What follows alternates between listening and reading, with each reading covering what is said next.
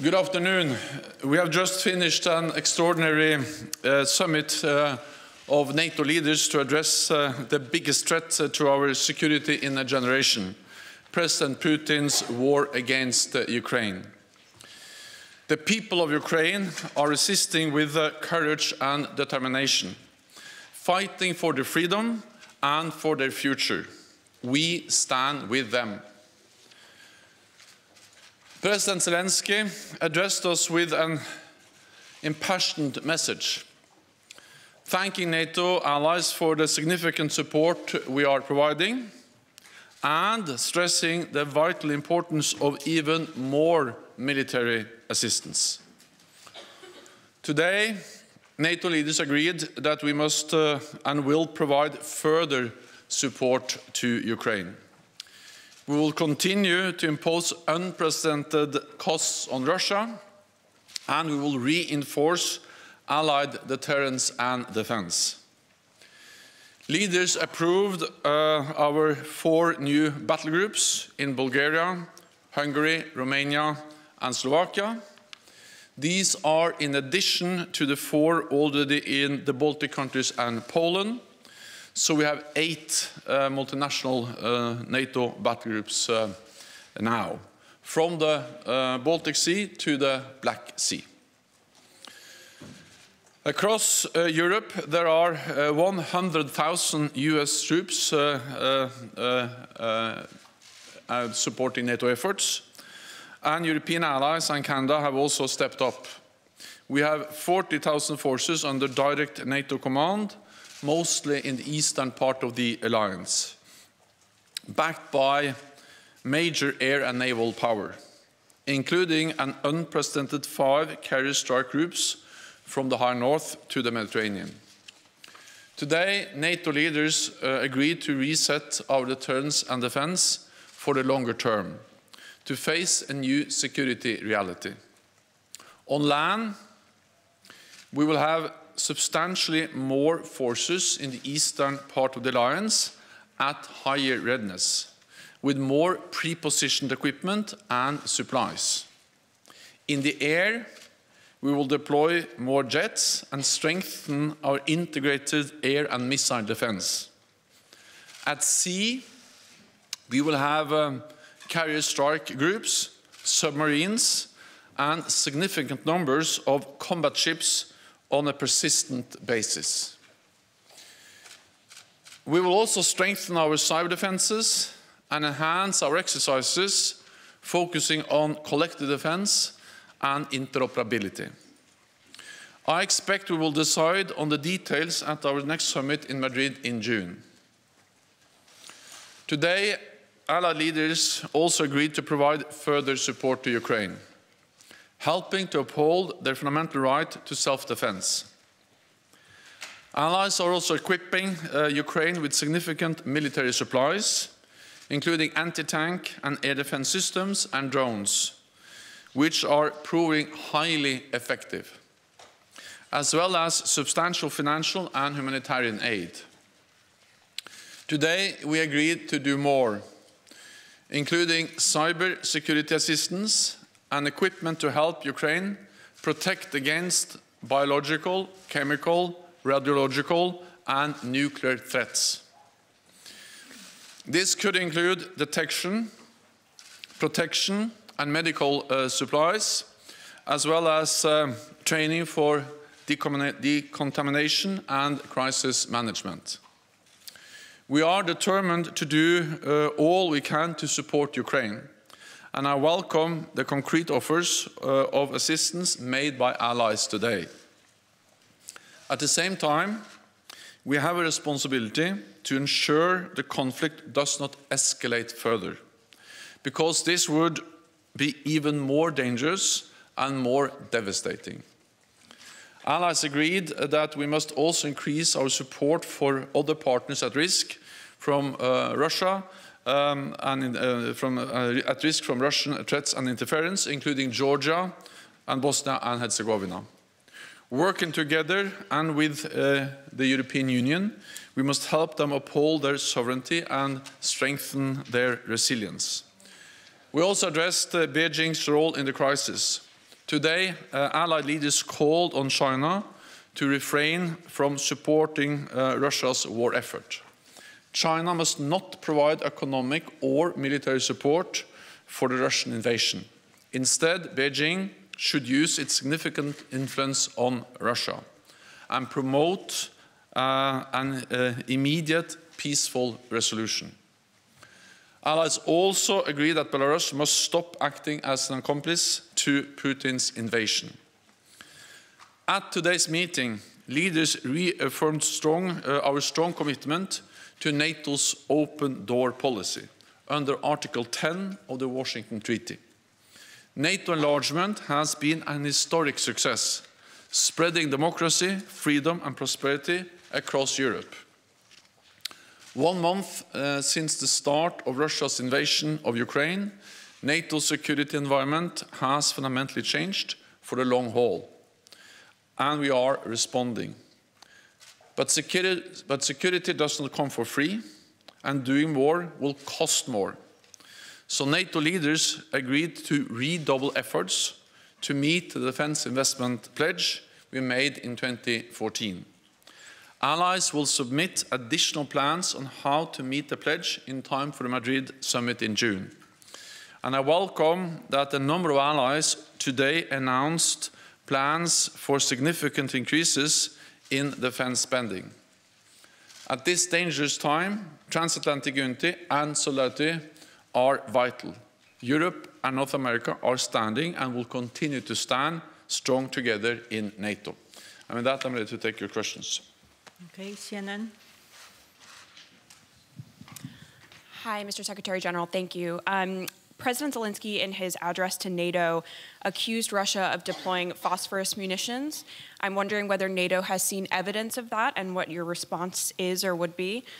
And then I'm wondering, did you discuss during this meeting a permanent basing of forces in any of these countries, such as the Baltics, and abandoning the NATO-Russia Founding Act? So we are resetting NATO's deterrence and defense for the long term, with more troops, with more air assets and more maritime capabilities.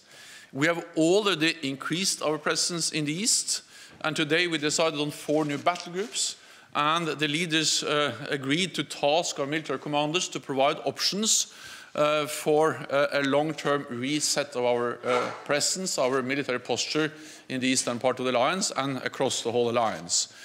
Details will be then decided at our summit in June. But that comes on top of what we have already done. So this is long-term. We are prepared for long haul because we can already today say that the Russian invasion, President Putin's invasion of Ukraine, has changed our security environment for the long term. It's a new reality. It's a new normal, and NATO is responding for the long term. We have seen very credible reports about the use of military force against civilians, and of course this is of great concern for all NATO allies. NBC. Secretary General, thank you for taking my question.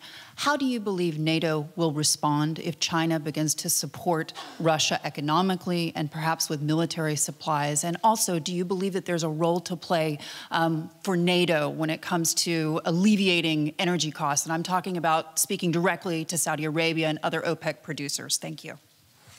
So NATO allies are coordinating their efforts when it comes to also energy security, and it was also addressed in the meeting today to step up supplies, to diversify sources of supply, and also to reduce dependence on supplies from Russia.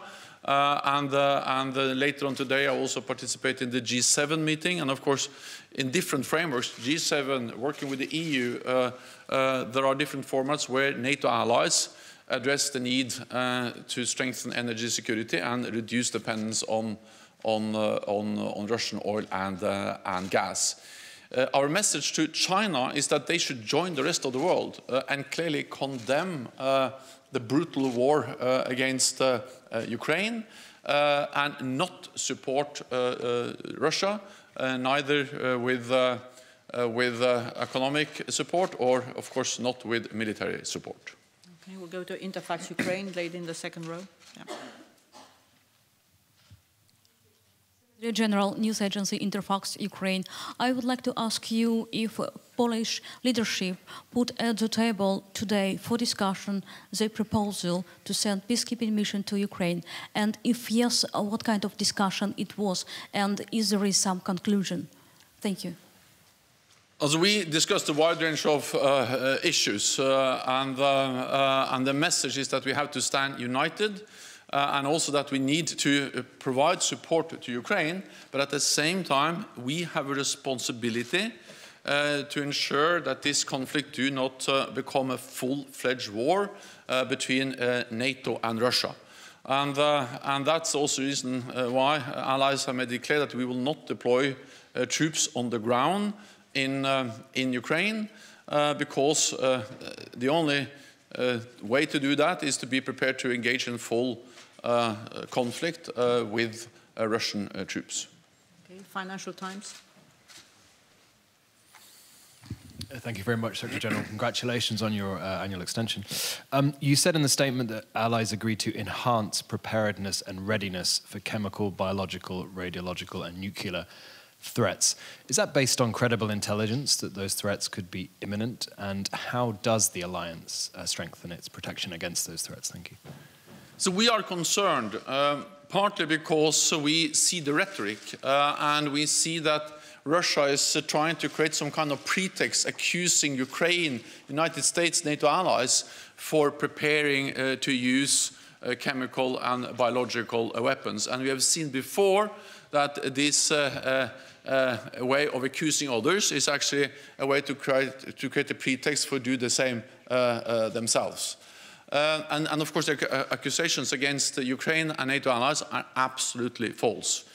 Any use of chemical weapons will totally change the nature of the conflict. It will be a blatant violation of international law, and it will have widespread consequences and, of course, be extremely dangerous.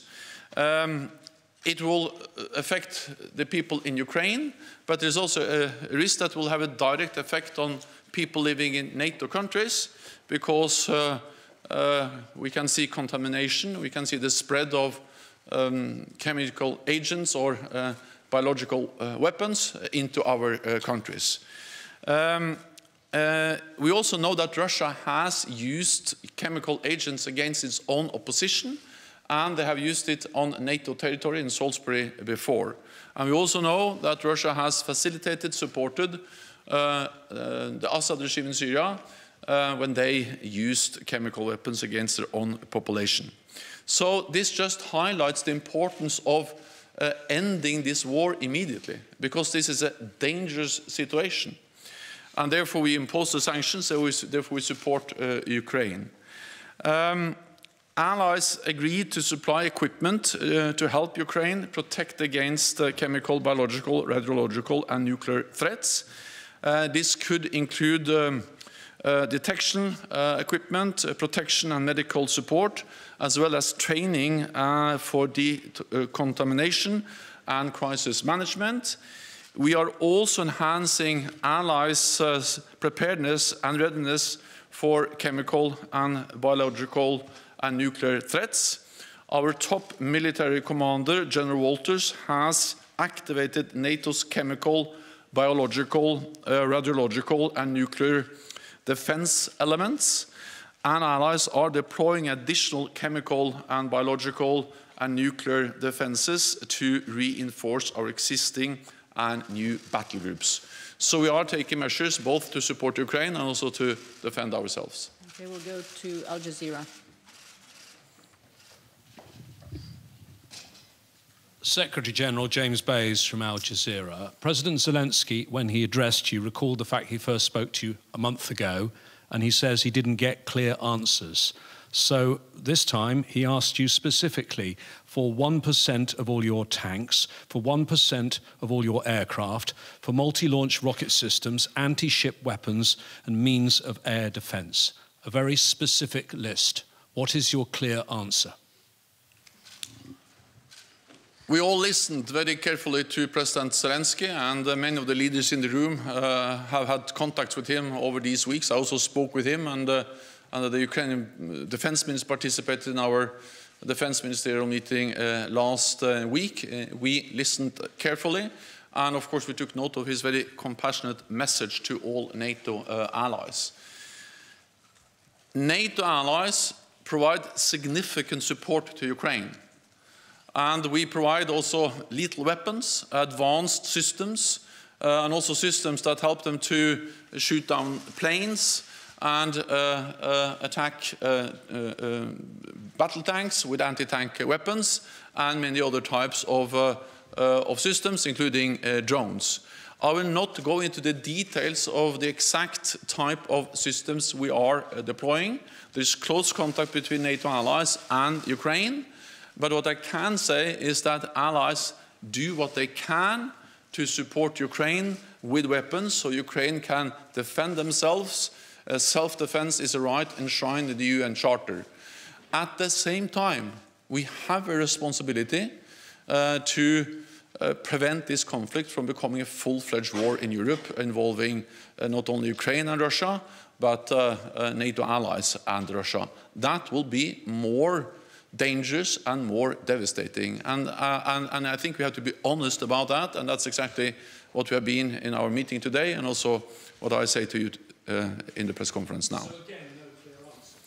Well, what we do is that we are delivering a lot of equipment, and that is an answer, but I will not go into the details. I don't think that's wise for operational reasons if I listed exactly what and when and how.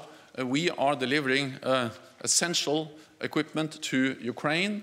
NATO allies have stepped up, and it's essential for the progress they have been able to make in the fight against the invading Russian forces. Thank you very much, colleagues. I know there are many questions. I'm afraid the Secretary General needs to go to the G7 meeting, but there will be other briefings throughout the day. Thank you so much. Thank you.